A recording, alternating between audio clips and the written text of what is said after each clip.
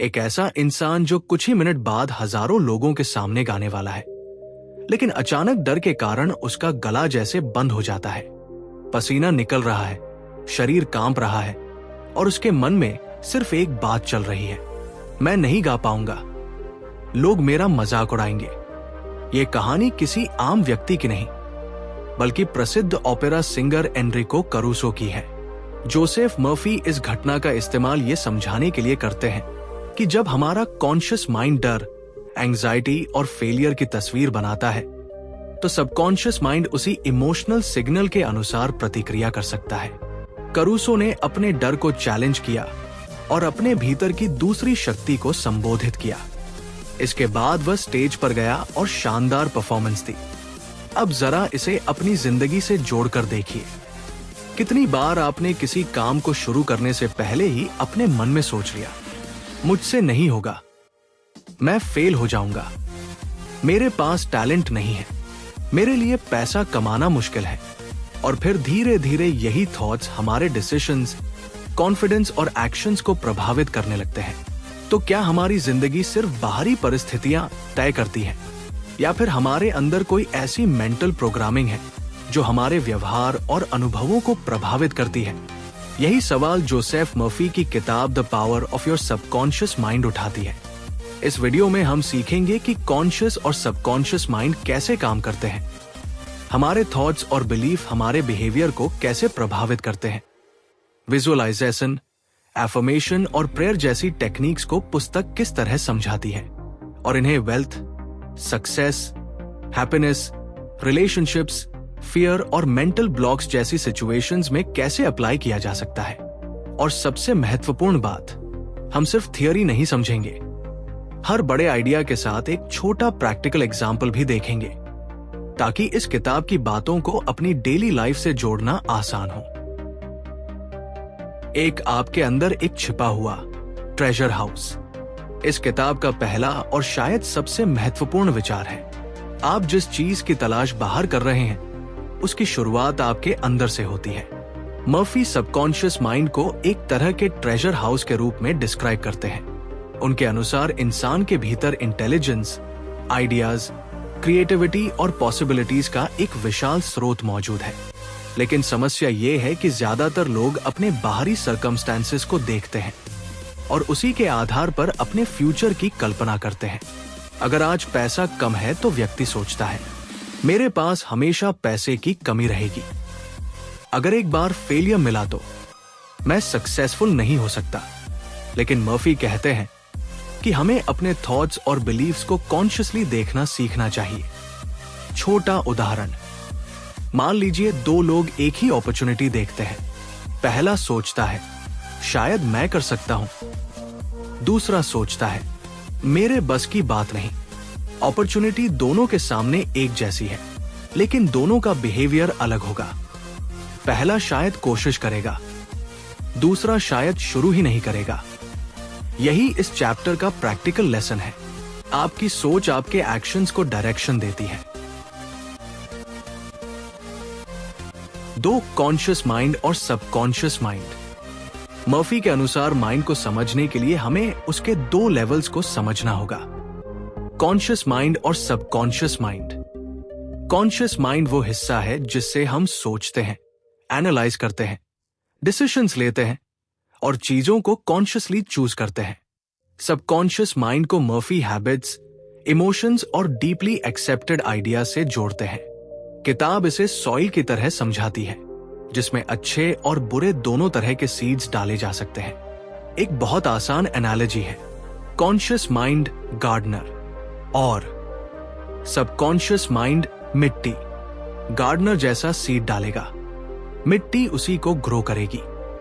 उदाहरण, अगर कोई व्यक्ति रोज खुद से कहता है, मैं बहुत अनलकी हूं, मेरे साथ हमेशा गलत होता है, लोग मुझे पसंद नहीं करते, तो वह इन थॉट्स को बार बार रीइंफोर्स कर रहा है। इसके विपरीत अगर वह अपने थॉट्स को कॉन्शियसली बदलता है, मैं सीख सकता हूं, मैं मिस्टेक से इंप्रूव कर रहा हूं, मैं शांत रहकर बेहतर डिसीजंस ले सकता हूं, तो धीरे धीरे उसकी थिंकिंग पैटर्न बदल सकती है। इसका मतलब ये नहीं कि सिर्फ पॉजिटिव वर्ड्स बोलने से दुनिया मैजिकली बदल जाएगी। असल बात यह है कि आपका डोमिनेंट बिलीफ आपके बिहेवियर और परसेप्शन को प्रभावित करता है। 3. आपका सबकॉन्शियस आर्ग्यूमेंट नहीं करता। मर्फी की किताब का एक इंटरेस्टिंग कॉन्सेप्ट है कि सबकॉन्शियस माइंड कॉन्शियस माइंड की तरह हर थॉट पर डिबेट नहीं करता। किताब इसे ऐसे समझाती है जैसे मिट्टी ये डिसाइड नहीं करती कि सीड अच्छा है या बुरा, वह उसे ग्रो करती है। उदाहरण, अगर आप बार बार सोचते हैं मैं प्रेजेंटेशन में खराब हूं, तो प्रेजेंटेशन से पहले एंजाइटी बढ़ सकती है। लेकिन अगर आप प्रैक्टिस करते हुए रिपीटेडली सोचते हैं मैं प्रिपेयर्ड हूं, मैं धीरे और कॉन्फिडेंटली बोल सकता हूं, तो आपका इमोशनल स्टेट अलग हो सकता है। इसलिए किताब कहती है कि अपने माइंड में आने वाले रिपीटेड थॉट्स पर ध्यान देना जरूरी है। 4. सजेशन की शक्ति। बुक का अगला बड़ा आइडिया है सजेशन। मर्फी एक एग्जाम्पल देते हैं जिसमें किसी व्यक्ति से रिपीटेडली कहा जाता है कि वह सी सिक होने वाला है। अगर उस व्यक्ति के भीतर पहले से सी सिकनेस का फियर मौजूद है तो सजेशन उस फियर को एक्टिवेट कर सकता है। लेकिन दूसरा व्यक्ति उसी सजेशन पर हंस सकता है क्योंकि उसके भीतर वह बिलीफ नहीं है। यानी सजेशन की पावर सिर्फ शब्दों में नहीं, बल्कि उस सजेशन को हम कितनी डीपली एक्सेप्ट करते हैं इसमें है। छोटा उदाहरण, अगर किसी बच्चे को बार बार कहा जाए तुम मैथ्स में वीक हो, तो वह मैथ्स से डरना शुरू कर सकता है। लेकिन अगर उसे कहा जाए तुम अभी सीख रहे हो, प्रैक्टिस से इंप्रूव कर सकते हो, तो उसका एटीट्यूड अलग हो सकता है। इसलिए अपनी और दूसरों की नेगेटिव लेबलिंग से सावधान रहना जरूरी है। 5. नेगेटिव सेल्फ टॉक को बदलना। बुक में मर्फी बार बार बताते हैं कि हमें नेगेटिव स्टेटमेंट्स को रीइंफोर्स नहीं करना चाहिए। एक यूनिवर्सिटी स्टूडेंट वाला एग्जाम्पल पुस्तक में आता है जो एक्सपेंसिव ट्रैवलिंग बैग देखकर कहने वाला था मैं इसे अफोर्ड नहीं कर सकता, लेकिन उसने तुरंत अपने थॉट को रिवर्स किया और मेंटली उस बैग को स्वीकार करने की कल्पना की। बाद में उसके फियांसे ने उसे उसी तरह का बैग गिफ्ट किया। अब इस इंसिडेंट को ब्लाइंडली मैजिकल प्रूफ मानना जरूरी नहीं है। प्रैक्टिकल लेसन ज्यादा महत्वपूर्ण है। अपनी लैंग्वेज और मेंटल एक्सपेक्टेशन को नोटिस करना। उदाहरण, मैं कभी बिजनेस नहीं कर सकता की जगह मैं बिजनेस सीखने के लिए छोटे स्टेप्स ले सकता हूं। यह दूसरा स्टेटमेंट आपको एक्शन की तरफ ले जाता है। 6. मेंटल हीलिंग और प्रेयर। बुक का बड़ा हिस्सा हीलिंग और प्रेयर पर केंद्रित है। मर्फी प्रेयर को कॉन्शियस और सबकॉन्शियस माइंड के इंटरैक्शन के रूप में देखते हैं। वे बताते हैं कि प्रेयर सिर्फ इमरजेंसी में करने की चीज नहीं, बल्कि कॉन्शियसली डायरेक्टेड मेंटल प्रोसेस भी हो सकती है। लेकिन यहाँ एक महत्वपूर्ण बात समझना जरूरी है। यह पुस्तक हीलिंग को स्पिरिचुअल और सबकॉन्शियस फ्रेमवर्क में एक्सप्लेन करती है। इसे मेडिकल ट्रीटमेंट का रिप्लेसमेंट नहीं समझना चाहिए। छोटा उदाहरण, अगर कोई व्यक्ति बीमारी के दौरान हर समय डरता रहे, अब क्या होगा? तो एंजाइटी बढ़ सकती है। इसके बजाय वह ट्रीटमेंट लेते हुए शांत मेंटल रूटीन रख सकता है। मैं अपने शरीर की केयर कर रहा हूं, मैं डॉक्टर्स की एडवाइस फॉलो कर रहा हूं और हर दिन काम रहने की कोशिश कर रहा हूं। यह अप्रोच इमोशनल स्टेबिलिटी में मदद कर सकती है। 7. विजुअलाइजेशन। पहले मन में तस्वीर बनाइए। बुक में विजुअलाइजेशन को सबकॉन्शियस माइंड तक आइडिया पहुंचाने की प्रैक्टिकल टेक्निक के रूप में बताया गया है। कंटेंट्स में visualization, mental movie, sleeping technique और अफर्मेटिव मेथड जैसी कई टेक्निक्स दी गई हैं। इसका बेसिक आइडिया है, जिस आउटकम को आप चाहते हैं उसे मेंटली एक्सपीरियंस करना। उदाहरण, मान लीजिए आप प्रमोशन चाहते हैं। सोने से पहले कल्पना कीजिए कि आपका मैनेजर आपको प्रमोशन की कंग्रेचुलेशंस दे रहा है। आप उसके शब्द इमेजिन करें, अपनी खुशी महसूस करें और फिर उस फीलिंग के साथ सो जाएं। बुक सक्सेस के कॉन्टेक्स्ट में इसी तरह की मेंटल इमेजरी की बात करती है। लेकिन याद रखिए, विजुअलाइजेशन एक्शन का सब्स्टिट्यूट नहीं है। विजुअलाइजेशन आपको गोल ओरिएंटेड माइंडसेट दे सकता है, उसके बाद प्रिपरेशन और एक्शन जरूरी है। 8. रिवर्स एफर्ट, ज्यादा जोर लगाने से कभी कभी उल्टा असर। बुक में एक इंटरेस्टिंग कॉन्सेप्ट है, लॉ ऑफ रिवर्स्ड एफर्ट। कभी कभी हम किसी चीज को इतना डेस्परेटली चाहते हैं कि हमारा कॉन्शियस माइंड लगातार फेलियर की कल्पना करता रहता है। उदाहरण, आप सोचते हैं मुझे बिल्कुल नर्वस नहीं होना है, लेकिन जैसे ही स्टेज पर जाते हैं कहीं मैं नर्वस न हो जाऊं और नर्वसनेस बढ़ जाती है। इसलिए बुक का अप्रोच है कि एक्सेसिव फोर्स के बजाय रिलैक्स्ड इमेजिनेशन और बिलीफ का इस्तेमाल करें। 9. वेल्थ, पैसा सिर्फ बाहरी चीज नहीं, मेंटल एटीट्यूड भी है। बुक वेल्थ के बारे में भी काफी चर्चा करती है। मर्फी वेल्थ कॉन्शियसनेस की बात करते हैं और बताते हैं कि लगातार लैग पर फोकस करना व्यक्ति के थिंकिंग पैटर्न को प्रभावित कर सकता है। वे ये भी बताते हैं कि अगर कोई व्यक्ति आई एम वेल्दी बोलता है लेकिन अंदर से उसे झूठ महसूस करता है, तो एफर्मेशन और उसके एक्चुअल बिलीफ में कॉन्फ्लिक्ट पैदा हो सकता है। इसलिए वह एक सॉफ्टर स्टेटमेंट का एग्जाम्पल देते हैं, by day and by night I am being prospered in all of my interests. छोटा प्रैक्टिकल एग्जाम्पल, अगर आपके पास अभी बहुत कम इनकम है और आप खुद से कहते हैं मैं करोड़पति हूं, तो आपका कॉन्शियस माइंड तुरंत बोलेगा ये तो झूठ है। इसके बजाय मैं अपनी फाइनेंशियल कंडीशन को इंप्रूव करने के लिए नए अपॉर्चुनिटीज और बेहतर डिसीजंस के लिए ओपन हूं, ये ज्यादा बिलीवेबल हो सकता है। और उसके साथ बजटिंग, स्किल बिल्डिंग, सेविंग और इन्वेस्टिंग जैसे वास्तविक एक्शंस भी जरूरी हैं। 10. आपका right to be rich. Murphy money को केवल मटेरियल ऑब्जेक्ट नहीं बल्कि एक्सचेंज और यूजफुलनेस के सिंबल की तरह डिस्कस करते हैं। उनके अनुसार वेल्थ को लेकर गिल्ट, हेट्रेड या कांस्टेंट फियर भी मेंटल ब्लॉक्स क्रिएट कर सकते हैं। उदाहरण, अगर कोई व्यक्ति सोचता है पैसा बुरी चीज है लेकिन साथ ही चाहता है कि उसकी फाइनेंशियल सिचुएशन बेहतर हो, तो उसके अंदर कॉन्फ्लिक्ट हो सकता है। इसलिए हेल्दी एटीट्यूड होना चाहिए। पैसा एक टूल है, उसका इस्तेमाल किस तरह किया जाता है यह महत्वपूर्ण है। 11. सक्सेस का असली मतलब। इस किताब में सक्सेस को सिर्फ पैसा या पोजीशन नहीं माना गया। मर्फी के अनुसार ट्रू सक्सेस में peace of mind, happiness, meaningful work और कंट्रीब्यूशन भी शामिल है। उदाहरण, 2 लोगों में से एक बहुत पैसा कमाता है लेकिन हर दिन तनाव में रहता है। दूसरा मॉडरेट इनकम कमाता है लेकिन अपने काम से संतुष्ट है, परिवार के साथ समय बिताता है और मेंटली पीसफुल है। बुक के पर्सपेक्टिव से दूसरा व्यक्ति भी सक्सेसफुल लाइफ जी सकता है।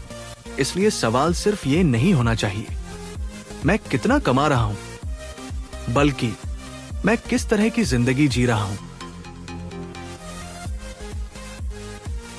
12. साइंटिस्ट्स और क्रिएटिव थिंकिंग। बुक में साइंटिस्ट्स, इन्वेंटर्स और क्रिएटिव पीपल के एग्जाम्पल्स दिए गए हैं और बताया गया है कि प्रॉब्लम सॉल्विंग के दौरान सबकॉन्शियस प्रोसेसिंग महत्वपूर्ण महसूस हो सकती है।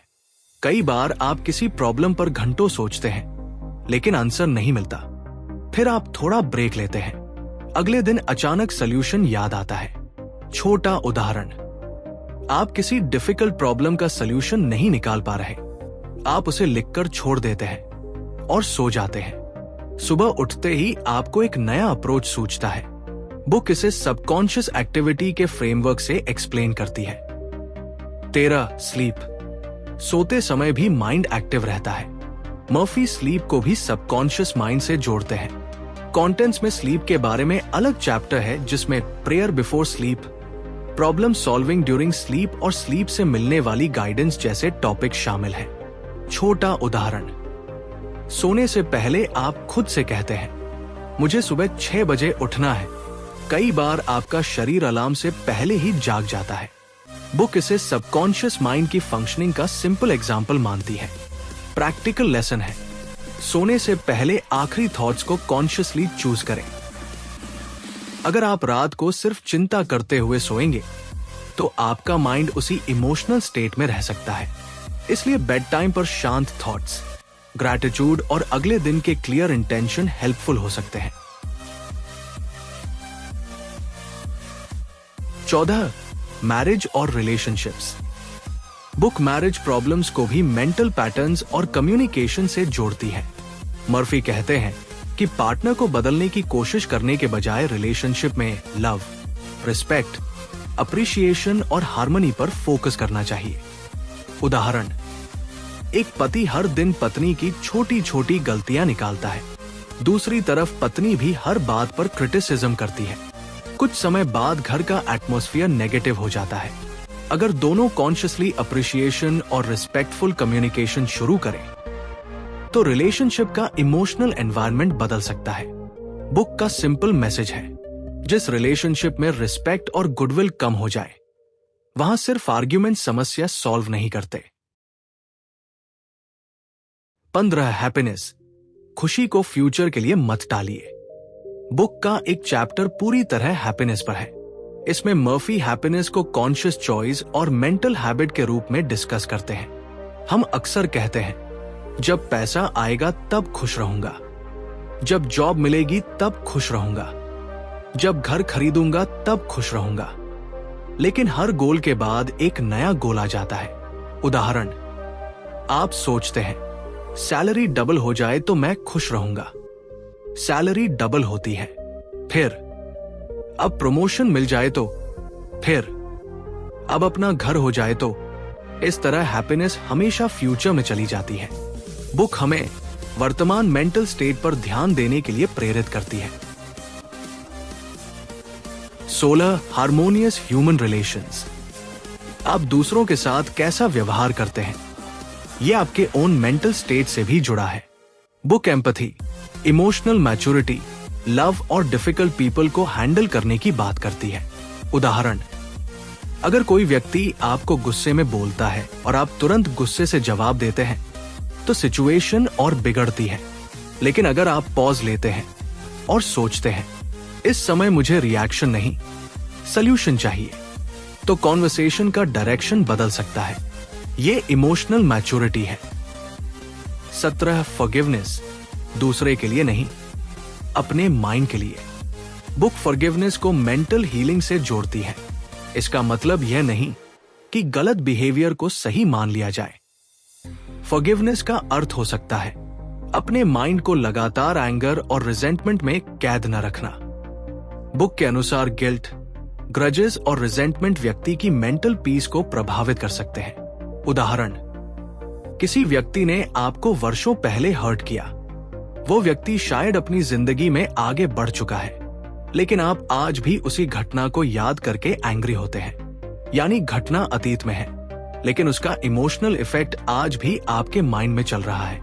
फॉरगिवनेस उस मेंटल लूप को धीरे धीरे छोड़ने की प्रक्रिया हो सकती है। 18. मेंटल ब्लॉक्स और बैड हैबिट्स। बुक बताती है कि रिपीटेड थॉट्स हैबिट्स को रीइंफोर्स कर सकते हैं और पुराने मेंटल पैटर्न्स को बदलने के लिए रेपिटेशन और फोकस्ड अटेंशन का इस्तेमाल किया जा सकता है। छोटा उदाहरण, कोई व्यक्ति हर रात कहता है, मैं कल से जल्दी उठूंगा, लेकिन सुबह अलार्म बंद करके फिर सो जाता है। अगर वह सिर्फ इच्छा करता रहे लेकिन मेंटल और बिहेवियरल पैटर्न न बदले तो हैबिट नहीं बदलेगी। उसे छोटे कंसिस्टेंट स्टेप्स लेने होंगे। रात को समय पर सोना, अलार्म दूर रखना, सुबह उठते ही बेड से बाहर निकलना और इस बिहेवियर को रिपीट करना। Mindset plus repetition plus action, यही प्रैक्टिकल कॉम्बिनेशन है।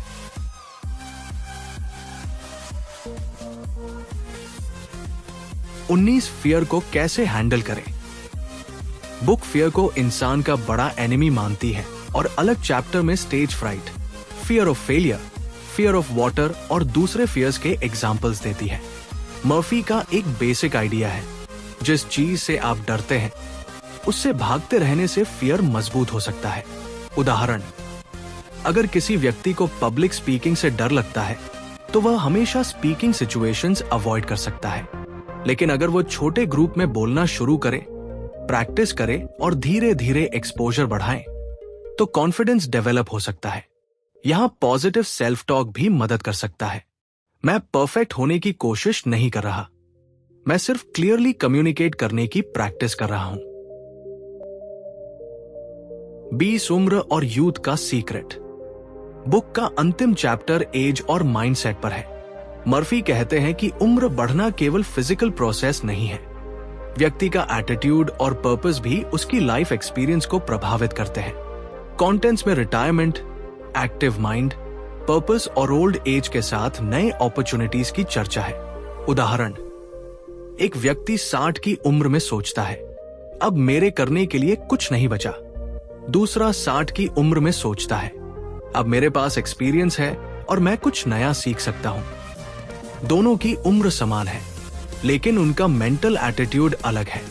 इसलिए किताब का मैसेज है, अपनी उम्र को लिमिटेशन नहीं, एक्सपीरियंस के रूप में देखना सीखिए। तो आखिर इस किताब का एक्चुअल पर्पस क्या है? अब पूरी किताब को एक लाइन में समझने की कोशिश करें। The power of your subconscious mind का उद्देश्य आपको यह समझाना है कि आपके कॉन्शियस थॉट्स, बिलीव्स, इमोशंस और रिपीटेड मेंटल पैटर्न्स आपके सबकॉन्शियस माइंड को प्रभावित करते हैं, और सबकॉन्शियस पैटर्न्स आपके बिहेवियर और लाइफ एक्सपीरियंस पर असर डाल सकते हैं। मर्फी इसी आइडिया को health, wealth, success, relationships, happiness, forgiveness, fear और हैबिट्स जैसे अलग अलग एरियाज में अप्लाई करते हैं। किताब का उद्देश्य केवल यह कहना नहीं है कि पॉजिटिव सोचो और सब कुछ मिल जाएगा, बल्कि इसका डीपर मैसेज है, अपने माइंड के साथ अनकॉन्शियस तरीके से मत जियो। अपने थॉट्स को ऑब्जर्व करो, अपने बिलीफ्स को क्वेश्चन करो और कॉन्शियसली डिसाइड करो कि किस तरह की मेंटल पैटर्न्स को रीइंफोर्स करना है। बुक स्वयं कहती है कि प्रोग्रेस के लिए प्रिंसिपल्स को समझना और उन्हें डेफिनेट पर्पसेस के साथ अप्लाई करना जरूरी है। इस किताब से मिलने वाले 7 सबसे बड़े लेसन्स। पहला, आपका माइंड आपकी जिंदगी का इंपॉर्टेंट स्टार्टिंग पॉइंट है। आप जो बार बार सोचते हैं वो आपके बिहेवियर को इन्फ्लुएंस कर सकता है। दूसरा, नेगेटिव सेल्फ टॉक को पहचानिए। मैं नहीं कर सकता को हमेशा ब्लाइंडली एक्सेप्ट मत कीजिए। तीसरा, विजुअलाइजेशन का इस्तेमाल डायरेक्शन के लिए कीजिए। अपने डिजायर्ड आउटकम की क्लियर मेंटल पिक्चर बनाइए। चौथा, एफर्मेशन बिलीवेबल होनी चाहिए। ऐसा स्टेटमेंट चुनिए जिसे आपका कॉन्शियस माइंड पूरी तरह रिजेक्ट न करे। पांचवा, फियर को अवॉइड करने के बजाय ग्रेजुअली फेस कीजिए। छठा, रिलेशनशिप्स में क्रिटिसिज्म से ज्यादा अप्रिशिएशन और एम्पैथी डेवलप कीजिए। और सातवां, माइंडसेट के साथ एक्शन भी जरूरी है।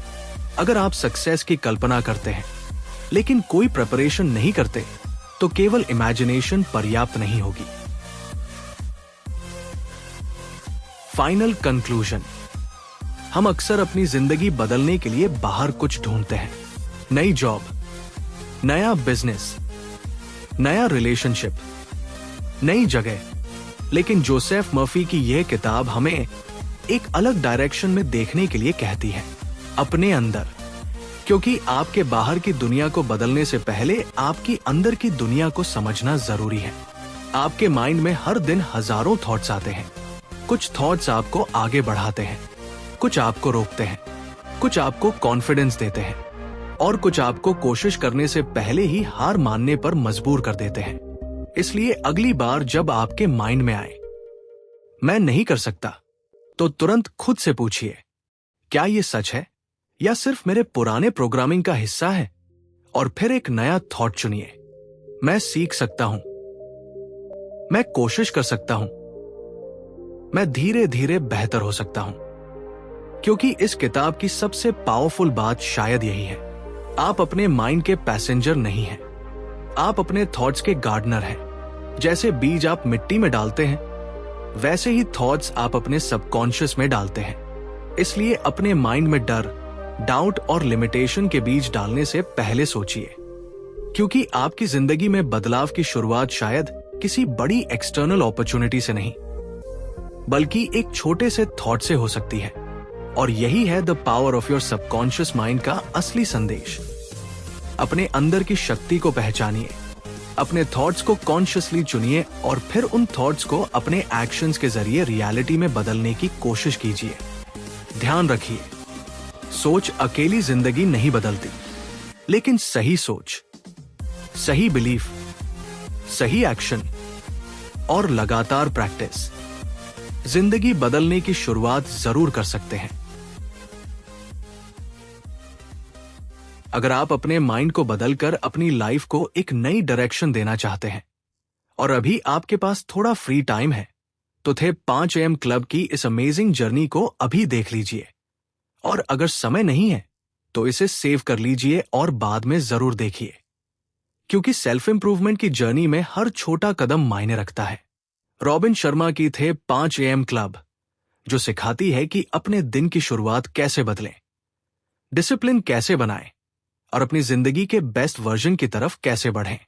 तो इस जर्नी को यही मत रोकिए। द 5 AM क्लब की अमेजिंग बुक समरी जरूर देखिए और खुद को हर दिन थोड़ा बेहतर बनाते रहिए। Let's get inspired.